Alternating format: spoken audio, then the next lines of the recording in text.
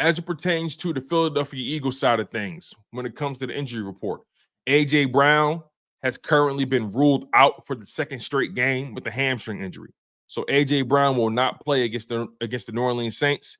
That's a big loss. He is a huge part of the offense, and that's something you don't want. But now your second straight week of not having them, you gotta come up with a better game plan without him. You got to find a way to still be explosive without him. You got to get creative. And then beyond him, you have C.J. Gardner-Johnson, who hasn't practiced over the past couple of days.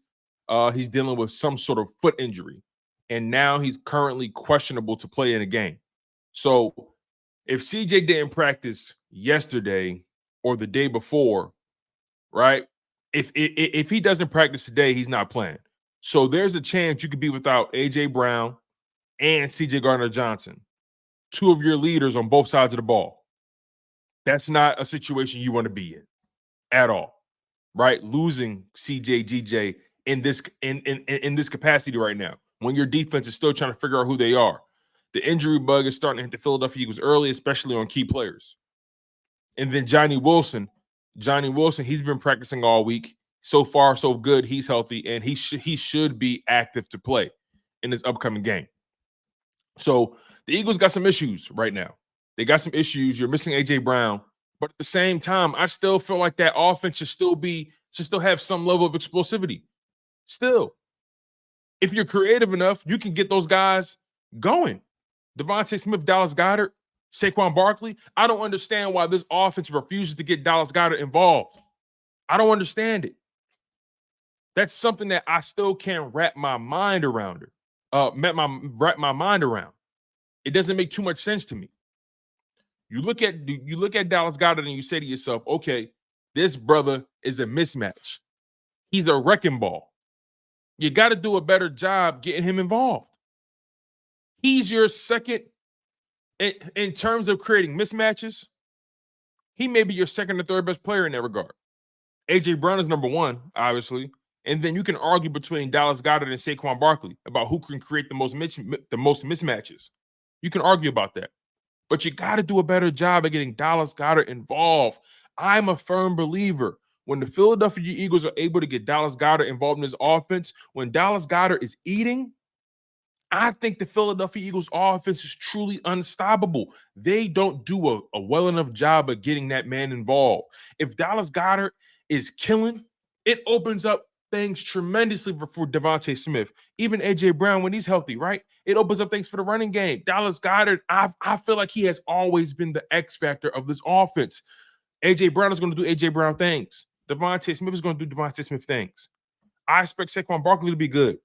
But I personally feel Dallas Goedert is the X factor.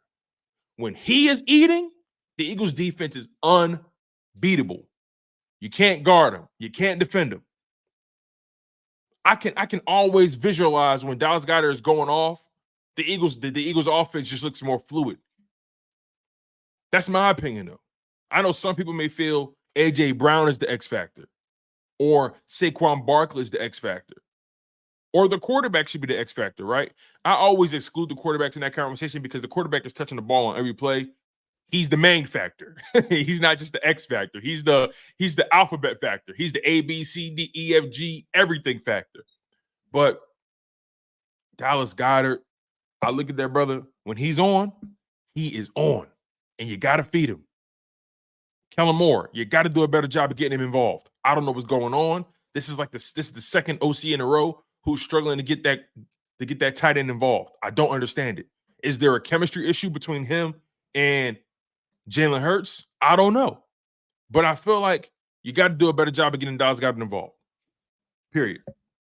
My man S. Blunt says, I feel A.J. Brown is our best offensive player. He is. I didn't say he wasn't. You got to hear me. He is. Just because you're the X factor doesn't mean you're the best player. That's my mindset, right? The X factor, just being the best player doesn't necessarily mean you're the X factor, in my humble opinion. The X factor can open things up for you in a way that maybe your best player can't. Your best player is going to do best player things. He's going to always do what he does, right? But what takes the Eagles over the top? What can really swing the pendulum for the Philadelphia Eagles offense, right? Because they always say the Eagles are too A.J. Brown centric. They always say that. So they expect A.J. Brown to get his numbers no matter what's going on. But Dallas Goedert, I feel like Dallas Goedert is the one that can really swing the pendulum for this offense. I feel like Dallas Goedert is the difference between this offense being great or just being just great versus elite. I think that. It's just me. So, yeah, again, the injury report, A.J. Brown is ruled out for this game. A.J. Brown is out for this game. C.J. Gardner-Johnson hasn't practiced over the past couple of days with a foot injury, so he's questionable to play. And Johnny Wilson is healthy, and he should be active to play. He should be. As Blunt says, can I ask a question? When has Dallas Goedert shown he's the X factor? Well, here's my point. We say all the time, get Dallas Goedert involved. When he's touching the ball, the offense is that much better. I look at Dallas Goedert as the X factor because again, you're saying what has he done to make me believe that, right? Maybe he hasn't done enough to make me believe that. Maybe he hasn't done enough. Maybe and I'm going to get to the super chats, by the way. I didn't forget. Maybe it's wishful thinking. Maybe I'm hanging my hat on a branch that's not really there.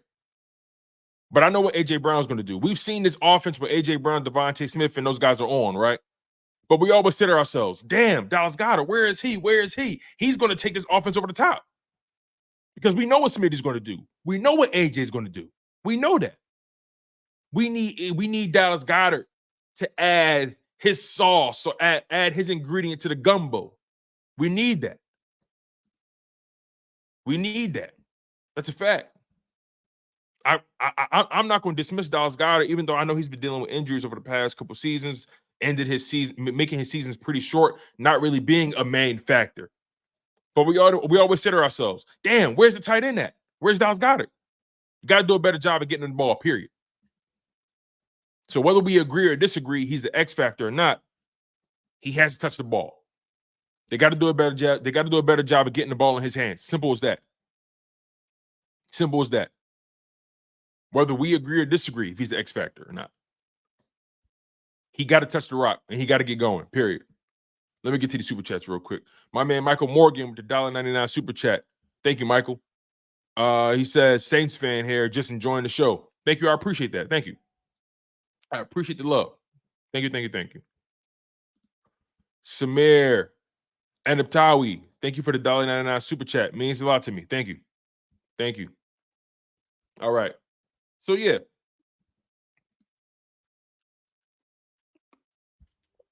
As disappointing as the week 2 loss was, the Philadelphia Eagles have to turn the page. Otherwise, the Saints will make them pay. And this Saints offense is explosive, especially when you throw in guys like Alvin Kamara, Chris Olave, Rashid Shaheed, and they got Derek Carr quarterbacking, right?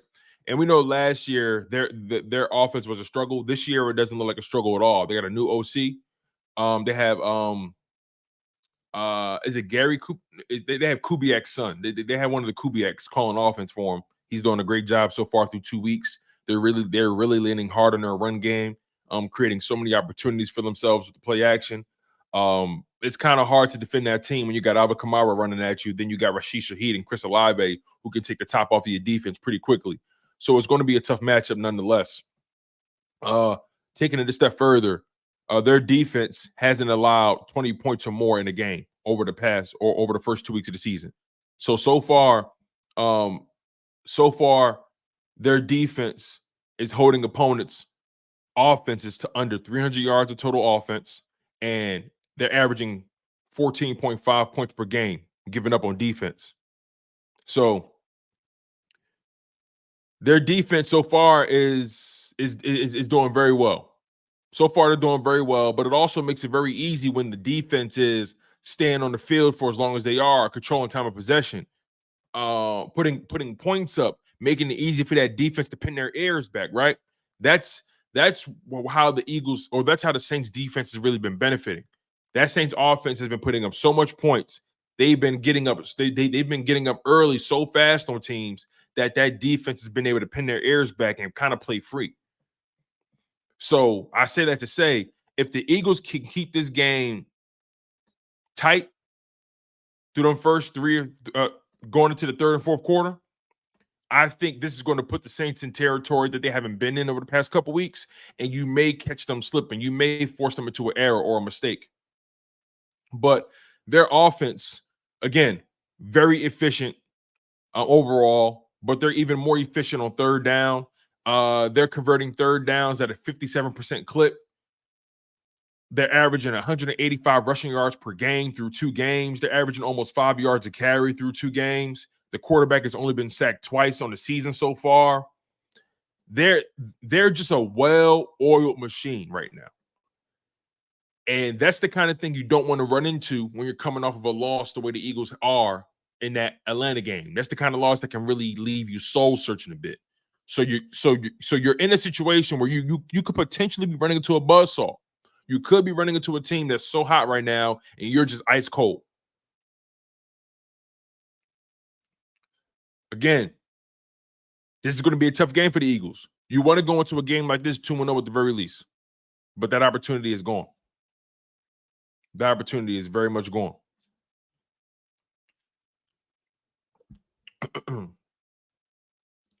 James Jones says the NFC South got something cooking. We all better be prepared. Yeah, the Buccaneers are looking pretty decent. Saints obviously look very good. Atlanta's 1-1. The Panthers are the only team that's pretty much been the disappointment that we expected. And I really don't like what they've done with the whole Bryce Young situation. I think that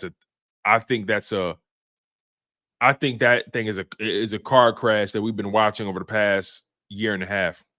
I do not like how they've handled the Bryce Young situation at all. You've given that man nothing to work with offensively, defensively. He has no running back he can trust. He has no tight end he can trust. The only receiver he has really is an aging Adam Thielen. Everybody else is unproven. The offensive line is awful. Bryce Young is in a situation where he can't benefit, but all of a sudden he's the problem. You bench him and you think Andy Dalton's going to do something different. We'll see. We'll see.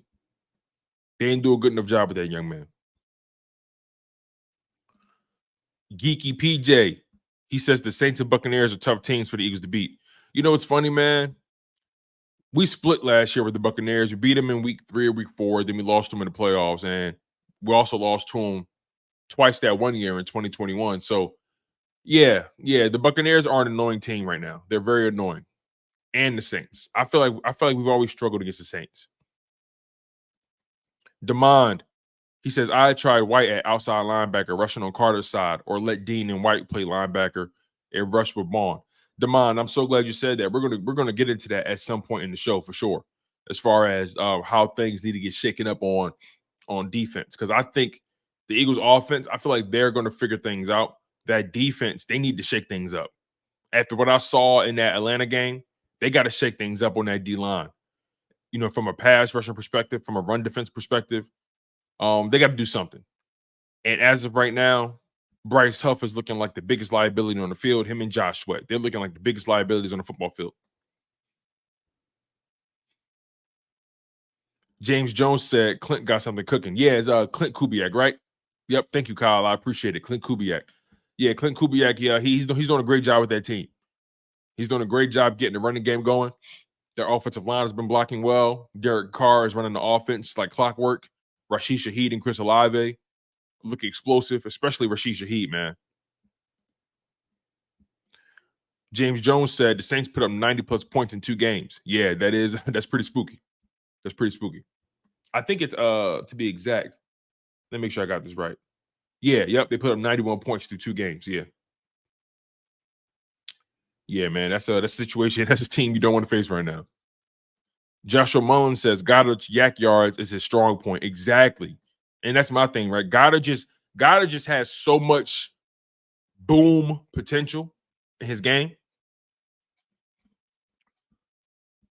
Devontae says Jalen needs to find Goedert and Dotson more. Yeah, I agree. You got to do a better job of getting Jahan Dotson involved.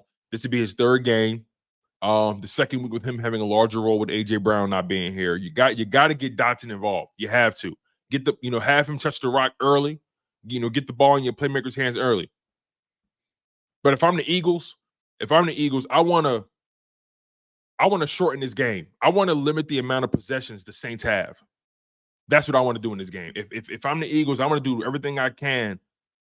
If I'm Kellen Moore, I want to limit the amount of possessions that the Saints have. I don't want them being able to get off and be explosive. I want to speed that clock up, and I want to get my running game going, be physical in the trenches, create opportunities in the play action, just keep them off balance. If I'm the Saints, that's what I'm doing.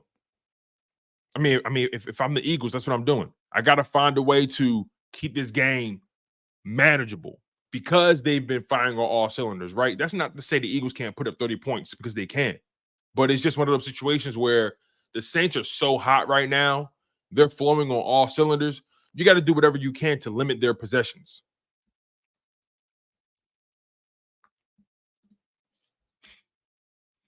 So, yeah, right? Saints averaging 185 rush yards per game on 5 yards per carry through 2 games. They're very efficient on third down offensively. They're converting their third downs at a 57% conversion rate. The Eagles, on the other hand, although their offense has been top 10 in many categories, the Eagles' offense has been productive over the past couple weeks, believe it or not. They put up points. They're top 10 in points, yards. They're doing very well against the blitz. The run game has been pretty solid. It's been pretty effective. They got to protect the football, obviously, but the defense has been the issue over the past couple weeks, right?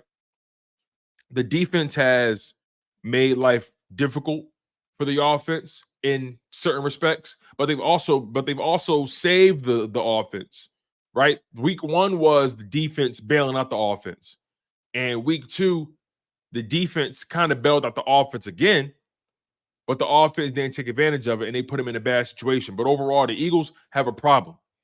The 2 biggest issues on the defense for the Eagles, and we all know it. They can't stop the run, and they can't rush the passer. That is a situation, that is a position you do not want to be in. You can't rush the passer. You can't get to the quarterback. No sacks, no quarterback hits, no nothing. You can't stop the run, right? Bijan Robinson averaging almost 7 yards, 8 yards a carry on you. Josh Jacobs averaging 5 yards a carry on you. Not a good look. They even had Emmanuel Wilson and Algier, the Falcons running back, looking pretty good. So, Jalen Carter, Jordan Davis, what's the verdict? Are we going to step up, or are we going to continue to get pushed around? Bryce, Huff, and Josh Sweat, where have y'all been in run defense? Y'all have not been able to keep contained. They're double teaming Jordan Davis. They're double teaming Jalen Carter. They got to hold the edge. They can't get pushed off the ball. King George, he says, I'm tired of hearing about the damn Saints, bro. These dudes do not scare me. We need to go in there and show them who's the real big dog. I'm glad you said that, King George, because of what the Saints have been doing the past couple weeks, it's very easy to say, oh, well, that's a loss, or the Eagles running up against a team that's just better than them right now. And you can make a case for that. But at the same time, those Philadelphia Eagles, those players can't go into that game pussyfooting. They can't go in that game soft because the Saints is going to test them. Whether we like it or not, the Saints is going to test their gangster. The Saints is going to say, okay, y'all can't stop the run. We're going to find out if that's true or not. We're going to find out if y'all fixed our issues. And that begs the question, can the Philadelphia Eagles do enough between then and now to fix their issues? The game is tomorrow. Have the Philadelphia Eagles done enough to change their issues? You see, stopping the run, in my opinion, is about 1-2, right? Stopping the run is all about desire. It's all about a mentality, in my opinion. You got to earn the right to rush the passer. You don't get that right off day one. You got to earn that right. You got to win first down. You got to win second down. And that's something the Philadelphia Eagles defense has not been doing well. They have not been winning first down as a defense. They have not been winning second down as a defense. They have not. They have not put defenses, or offenses rather, in enough second and long or third and long situations. The Saints are going to do everything possible to keep it at second and short, third and short. And that's how we're going to know if the Philadelphia Eagles have a chance or not. If we regularly see the Saints in second and short or third and short, this game is finito. But King George, I understand your perspective, bro. At the end of the day, anybody can get it. And I want to smoke with everybody, bro. The last thing I want to come across is that I'm nervous about this team. I'm just trying to acknowledge what I know about the Eagles. But at the same time, when that game starts, it's time to put your helmet on. It's time to knock some heads off, straight like that. You go to war regardless of who with you. You go to war regardless of the circumstance. Sometimes they may got more bodies than you. Sometimes they may got more bullets than you. Sometimes the gun may be bigger. But guess what? At the end of the day, who gonna be standing in the end? You don't know that. We don't know. So, King George, I feel you on that. I feel you. I feel your mentality. I feel your mindset. Anybody can get touched in this league. Anybody can get humbled in this league. We know that firsthand. So, can the Philadelphia Eagles humble the New Orleans Saints? That's the biggest question. Can that run defense step up? Can they step up long enough to discourage the Saints from relying on their run game? Can they get to the quarterback? So far through 2 weeks, they haven't been able to prove that. But can they prove that in this game? We'll find out. We're sure going to find out.